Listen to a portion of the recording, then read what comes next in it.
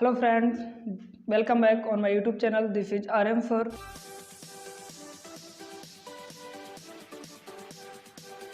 पिछली वीडियो में हमने देखा था वोवेल, सेमी वोवेल, कॉन्सोनेंट के बारे में और नाम को कैसे ट्रांसलेट करते हैं हिंदी टू इंग्लिश।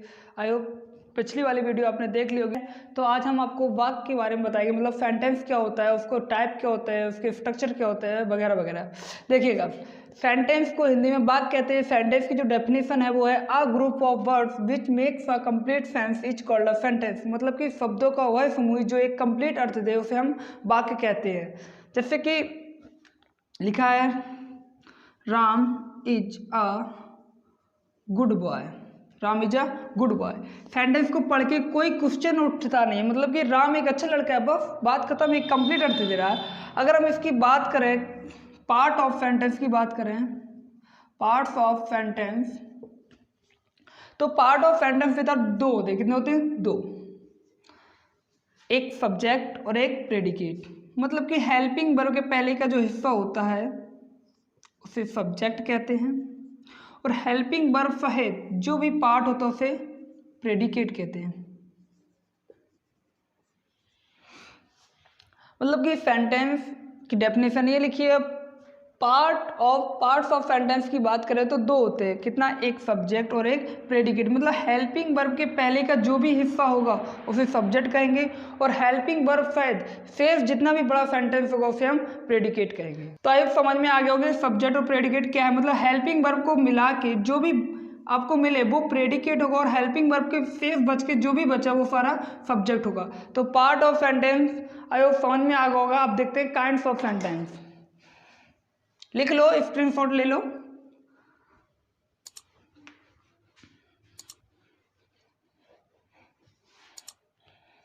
नेक्स्ट बात करते हैं kinds of sentence. Kinds of sentence की बात करें तो सेंटेंस कितने होते हैं? 5 होते हैं। There are 5। पहला असर्टिव, दूसरा इंट्रोगेटिव,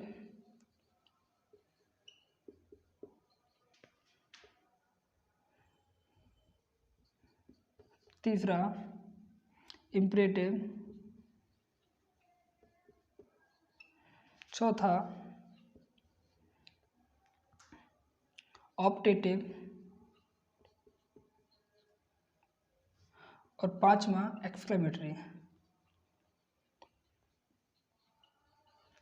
ये जो 5 सेंटेंस होते हैं, असर्टिव, इंट्रोगेटिव, इंपरेटिव, ऑप्टेटिव और एक्सक्लेमेटरी, यही 5 प्रकार के होते हैं। असर्टिव की बात करें तो बेटा असर्टिव दो होते हैं, एक पॉजिटिव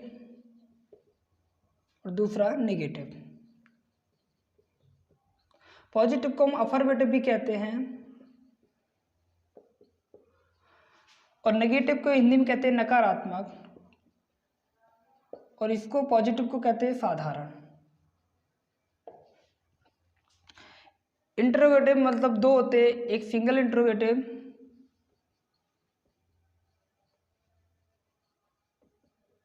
एक डबल इंट्रोगेटिव।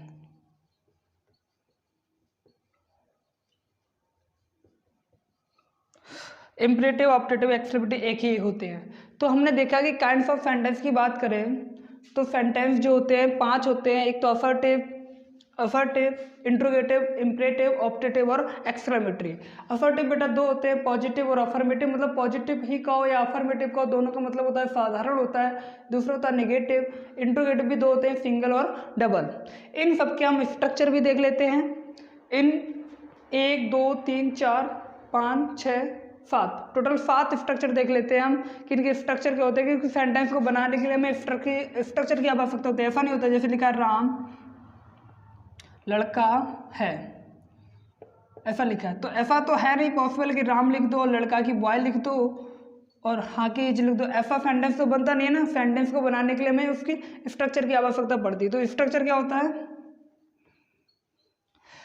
स्ट्रक्चर हम सब सेंटेंसों के देख ले रहे हैं कि पॉजिटिव का क्या होता है, नेगेटिव का क्या होता है, इंट्रोगेटिव के दो होते हैं, कौन कौन होते हैं, इंपरेटिव, ऑप्टेटिव और एक्सक्लेमेटरी। इन सब के स्ट्रक्चर हम लिख रहे हैं, आप लिख लेना।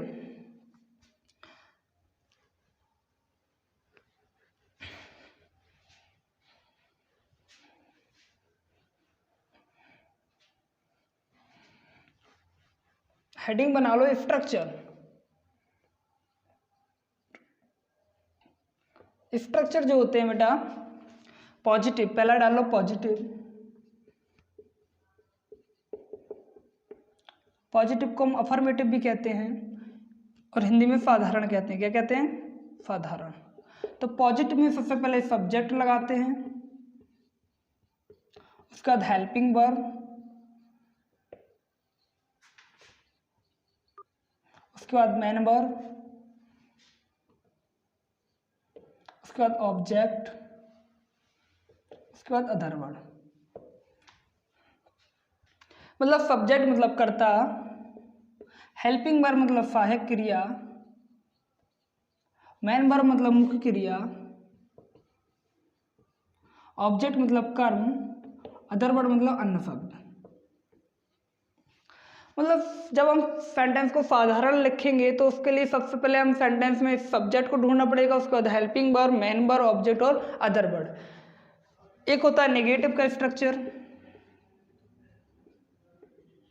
नेगेटिव में सबसे पहले हम बनाते हैं सब्जेक्ट, उसके बाद हेल्पिंग वर्ब, एचवी मतलब हेल्पिंग वर्ब, उसके बाद नॉट का यूज करते हैं, उसके बाद एमबी मतलब मेन वर्ब, उसके बाद ऑब्जेक्ट, उसके बाद अदर वर्ड। एक और होता है तीसरा स्ट्रक्चर सिंगल इंट्रोगेटिव।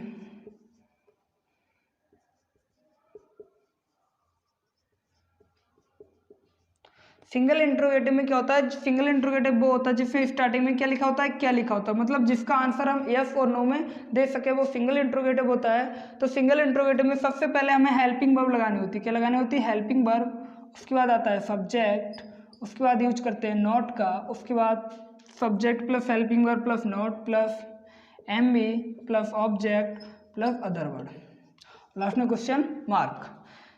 एक होता है स्ट्रक्चर डबल इंट्रोगेटिव का।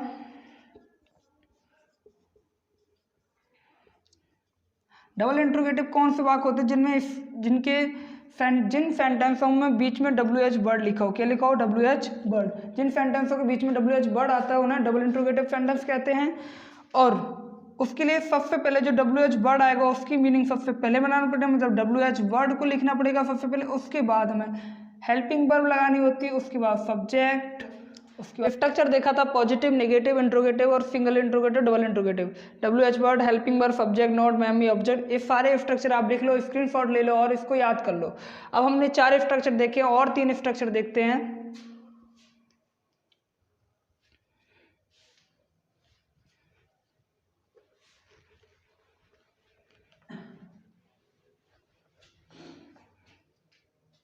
एक होता है इम्परेटिव।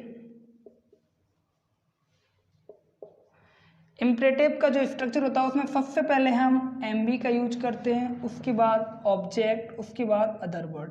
मतलब इम्परेटिव की बात करें तो इसमें सब्जेक्ट को हाइड रखते हैं। इम्परेटिव में जो सब्जेक्ट होता है वो यू होता है, जो लिखा जाता है ना कुछ होता है। मतलब सबसे पहले इम्परेटिव में एमबी आता है, उसके बाद ऑब्जेक्ट, उसके बाद अदर वर्ड। नेक्स्ट है आपका ऑप्टेटिव। ऑप्टेटिव में क्या होता है? सबसे पहले मे का यूज करेंगे हम, उसके बाद सब्जेक्ट, उसके बाद वर्ब, उसके बाद अदर वर्ड और लास्ट में एक्सक्लेमेशन साइन का यूज करते हैं। नेक्स्ट है आपका एक्सक्लेमेटरी।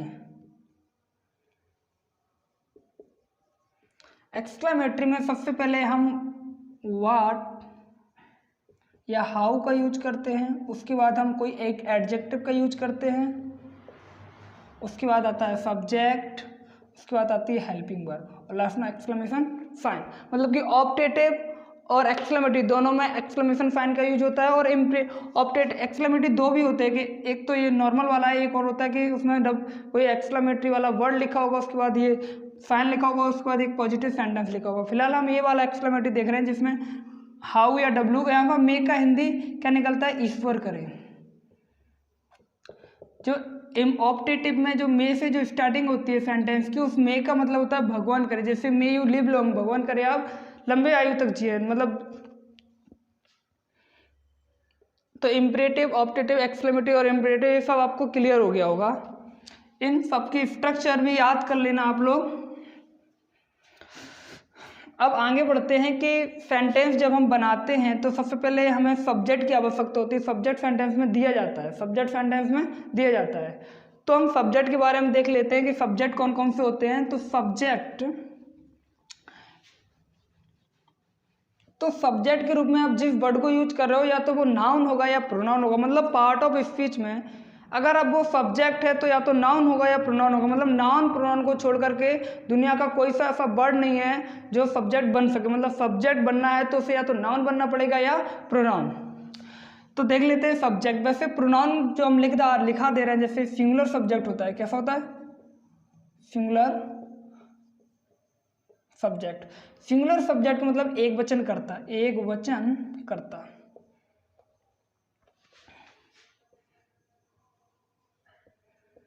एक वचन करता। एक वचन करता कौन कौन होते हैं? जैसे कि होता है ही, सी, इट, दिस, डेट। ही मतलब वह है, सी मतलब भी वह ही होता है, इट मतलब वह है या यह दोनों होता है, दिस माने यह होता है और डेट माने भी वह होता है। मतलब अब वह के लिए ही भी लगाते हैं, सी भी लगाते हैं और डेट भी लगाते हैं। अंतर क्या है? जब ही हम मेल कैंडिडेट के लिए यूज करें, मतलब पुल्लिंग के लिए यूज करें, तो हम उसके लिए ही यूज करेंगे। और जब स्त्रीलिंग के लिए यूज करते हैं तो हम उसके लिए सी का यूज करते हैं। और जब निर्जीव वस्तु के लिए वह का यूज किया जाएगा तो वहाँ पर हम डेट का यूज करेंगे। और इट के लिए यह वह दोनों सेंस होता है। ये सिंगुलर सब्जेक्ट। और भी होते हैं सिंगुलर सब्जेक्ट, जैसे हु होता है, ये WH वर्ड भी है और WH वर्ड भी है और ये सिंगुलर सब्जेक्ट भी है। मतलब किसी का नाम आ जाए, किसी का नाम आ जाए तो वो भी सिंगुलर सब्जेक्ट होता है। कैसा होता है? Singular subject. जैसे राम है, श्याम है, किसी का भी नाम हो, कोई भी अनकाउंटेबल नाउन आ जाए, अनकाउंटेबल नाउन आ जाए, जैसे कि मिल्क है, दूध है, दही है, घी है, जैसे हम तौलते हैं वो सारे अनकाउंटेबल होते हैं। अनकाउंटेबल नाउन को भी हम सिंगुलर में ही रखते हैं। अनकाउंटेबल नाउन हो, किसी का नाम हो, हु हो, ही हो, सी हो, इट हो, दिस हो, डैट हो, ये सब होते हैं सिंगुलर सब्जेक्ट, मतलब एक वचन करता। और प्लूरल सब्जेक्ट भी होते हैं। प्लूरल सब्जेक्ट कौन होते हैं? बहुवचन करता। क्या? बहुवचन करता। बहुवचन करता कौन कौन होते हैं?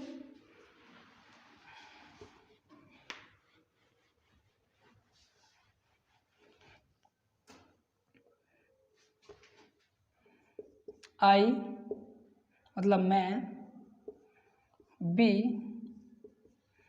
मतलब हम, दे मतलब बे, और यू मतलब तुम, और दीज और दोज। दीज मतलब ये और दोज मतलब वो। मतलब आई और बी जो होते हैं फर्स्ट पर्सन होते हैं। कैसे होते हैं? First person. यू जो होता है, यू सेकेंड पर्सन होता है। और ये सब जो होते हैं वो सब थर्ड पर्सन होते हैं। और सारे सिंगुलर सब्जेक्ट जो होते हैं वो सब थर्ड पर्सन के अकॉर्डिंग आते हैं। तो आई माने मैं हो, बी माने हम, दे माने बे, यू माने तुम, दीजिए। ये तुम लिखा हो या तुम के लिए आप भी लिखा हो सकता है। यहाँ पे आपके लिए भी यूज करेंगे, या फिर तुम लोग लिखा हो। क्या लिखा हो? तुम लोग, या फिर लिखा हो आप लोग। यहाँ पे ऐसा नहीं कि यू पीपल कर दो या फिर मतलब आप लोग और तुम लोग या आप या तुम, इन सब का मतलब यू ही होता है। ऐसे बे का भी होता है कॉन्सेप्ट, जैसे बे लिखा है या फिर बे लोग लिखा है या फिर वो लोग लिखा है, बे लिखा है, बे लोग लिखा है, वो लिखा है, इन सब का मतलब ही होता है यू। ऐसा नहीं कि दे पीपल कर दो, दे के बाद कभी भी पीपल नहीं आता, क्योंकि दे का मतलब ही होता है बे लोग या वो लोग या बे। ऐसे हम लिखा है और हम के बाद हम लोग भी लिख सकते हैं। हम लोग, हम लिखा है, हम लोग लिखा है, इन दोनों कंडीशन में हम बी का यूज करते हैं। हम लोग के लिए बी पीपल नहीं लगाते। हम का है या हम लोग का है, दोनों का मतलब क्या होता है? बी होता है। सब्जेक्ट आपको हमने सिंगुलर सब्जेक्ट, प्लूरल सब्जेक्ट के बारे में बता दिया है। पिछली वीडियो में हमने नाम बनाना सीखा था, सेमी वोवेल और वोवेल के बारे में देखा था। यहाँ पे स्ट्रक्चर देख लिए 7 सेंटेंसों के, और यहाँ पे सिंगुलर सब्जेक्ट और प्लूरल सब्जेक्ट देख लिए। अब स्ट्रक्चर जो था उसमें सबसे पहले पॉजिटिव में सब्जेक्ट था, उसके बाद हेल्पिंग वर्ब थी, उसके बाद मेन वर्ब थी, उसके बाद ऑब्जेक्ट था, अदर वर्ड था। ठीक, तो हमने सब्जेक्ट के बारे में देख लिया है कि सब्जेक्ट या तो सिंगुलर होगा या प्लूरल होगा। जो भी नाम होता है किसी का भी नाम हो, कोई अनकाउंटेबल चीज हो, वो सिंगुलर सब्जेक्ट के अकॉर्डिंग, और ये प्लूरल, मतलब सब्जेक्ट के बारे में हम सीख चुके हैं। हम सीखेंगे हेल्पिंग वर्ब के बारे में। हेल्पिंग वर्ब होता क्या है, नेक्स्ट वीडियो में हम हेल्पिंग वर्ब के यूजेस के बारे में देखेंगे, जैसे use of is, are am है, बाजबर है, विल बी, शैल बी है। इंस्टेड ऑफ बीइंग के केस में हम किन किन हेल्पिंग वर्ब का यूज करते हैं, हम उनको देखेंगे। आई होप सब्जेक्ट और जितना आज की वीडियो में आपने जितना सीखा है, आई होप क्लियर हो गया होगा कि सेंटेंस कितने होते हैं, कितने प्रकार के होते हैं, type of sentence, kinds of sentence, and subject क्या होते हैं, सिंगुलर एंड प्लूरल कौन कौन होता है, कि वे लोग या आप लोग के लिए हम पीपल का, वर्ड का यूज नहीं करते, नॉर्मल दे का यूज करते हैं। ये सब कॉन्सेप्ट आई होप समझ में आ गए होंगे आपको। तो thank you for watching this video.